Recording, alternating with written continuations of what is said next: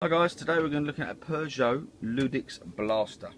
Now, this is probably not what you normally see of a Peugeot Ludix Blaster, but this is how a mechanic sees it, because he has to take all the bloody panels off. Now, there's the main black panel there, and there's other panels up there. Now this bike, to get to the bottom panels, you have to start all the way up at the top.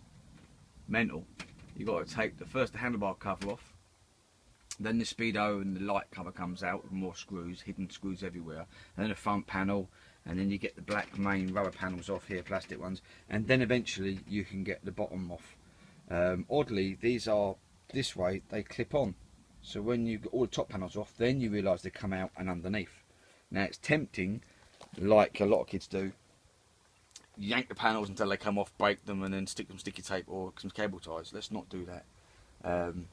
You know, if it don't come off a little bit of force, then stop, search somewhere else. And literally, because I've worked on bikes for years now, I mean, the airbox is the same sort of thing. There's hidden screws here and there, but this first one I've actually had that a sort of cable on top of each other. The new Speedfight 3 does that a lot. They're a bitch to get apart, they are. There's lots of hidden little screws in there and clips that are one-way ones, but this one wasn't too bad. I had to start at the top and then work my way down, eventually get it off. Lots of parts on here are like the Speedfighter. That's the carburetor. That's it. Starter relay, oil CDI. Down here is the main CDI. It's all dangled in there. Coil's better place, and the Speedfighter's back here. Cover plate for the variator and clutch, completely different. I don't know what they're going to be like inside. The air intake for the carburetor's in there, different shape as well. Anyway, this one came into me. Thought bloody seals have gone on this one, and that's a bit of a bitch because it's got two of them. You can see it's leaking. Should have looked at when I got it in. Anyway, this one came into me. I eventually got it started. It's supposed to be 70 kit, blah blah blah blah blah. Oh, one more thing. Didn't I see that pink wire? Bit of tape around it now. Don't cut them. There's a video going out there for 40s, and someone says cut the pink wire, you get 2 or 3 miles an hour out of it. Stop it. Don't do it on a 2-stroke ever. I mean, that main oil CDI unit, cutting wires, you're not doing what you think you're doing. All you're doing is going to fuck them up, and maybe like this one. I believe this one though was because of what's in there. It's 2-stroke oil, but it's like water. So get proper one. Go Halfords, go to Texaco garage and get the nice ones. You don't have to pay £15 for it, but don't get the one that's got a picture of a lawnmower and a chainsaw, because that's all they're good for. Otherwise, what you get, anyway, head, different shape than the Peugeot Speedfighter. Metal gasket, different shape. Head, 5 bolts, 1, 2, 3, 4, 5. Remember what I said about them though? Oil them out, put some WD-40 on them overnight, and then have a good crank to get them off afterwards. But this one, unfortunately, as you see, the head bolts are in there. If they snap in there, you're knackered. Do you know what I mean? You might just give up. No, it's just a lot harder work if they snap. But anyway, it can't hurt spraying them all up. You don't want to snap them just at the head there. If you did, you may be able to still get hold of it here, but normally they snap down there somewhere and you're knackered. Anyway, this is what happens when you get cheap. Can you see that? Cheap oil in a piston. Look at the scoring. It's getting hot. The oil stops becoming lubricant, starts trying to cool it down, and it just, the top head of it's alright, but the score marks, that's what cheap oil does. And again, it's supposed to be a 70cc. That's a 50cc piston all day long. So rubbish, never a 70.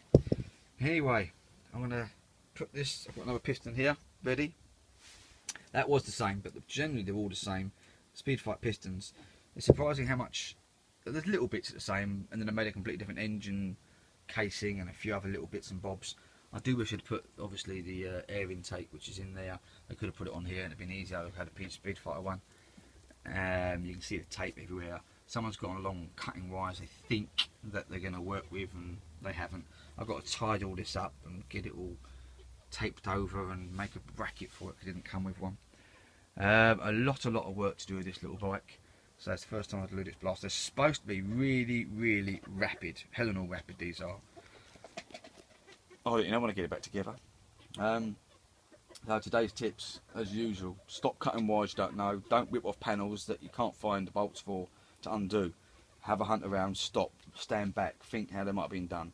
Really helps. Otherwise you're just going up with a panel with cable ties and sellotape around it that just looks bloody ugly for just that 5 minutes more. I know it's a lot of work, ripping, you know, taking all the panels, unscrewing them, finding all they are, all the head and everything just to get to here. But you got to do it, and as I always say in my videos, get everything out of your way, you can work a lot easier. If I'd have tried this with leaving it on there, hands underneath, not seeing what I'm doing, no sense. Get it off, half hour extra, and you know next time if you need to take it off again or work on a different bike. Anyway, check out my other videos. I'll probably do a part 2 on this one, but I'm pretty sure that's what it was. It ran smoky as hell and wouldn't run after 5 minutes, and that's because it warmed up and it was scoring. So I'm going to drain that crappy oil out there and bring it to a refuse disposal place, honestly. Alright, it will sit in a bottle up here like my petrol does. That was the colour of the petrol as well. It actually isn't supposed to look like piss or beer. It's supposed to be a bluey colour, so I knew it had been sitting for a whole year. Oh, this is the petrol tank on the Speed Fights. Normally that's your little bucket and the petrol tank's at the back. They've made this really streamlined and very thin, and I'm assuming even 2 single radiators. You can see the other one down there. I reckon this is for speed. Aerodynamics, who knows. But if you look at the videos, except for this one, obviously a chat, I look through first and it's just boys doing wheelies on them all the time.